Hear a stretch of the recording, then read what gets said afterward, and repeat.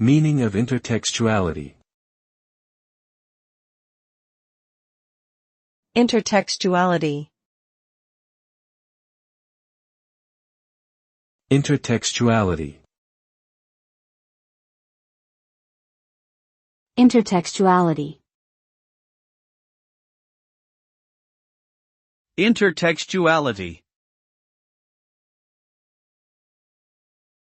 Intertextuality refers to the multiple ways in which one text can refer to or be connected to another text. It is the interconnection and interdependence between texts, where each text is shaped by other texts that came before it. This concept acknowledges that no text is created in a vacuum and that every text is influenced by the cultural, societal, and literary context from which it emerged. Intertextuality can take many forms, such as direct allusions, quotes, or parodies of other texts, implicit references to mythology, history, or popular culture, or the use of literary conventions and genres established by previous texts.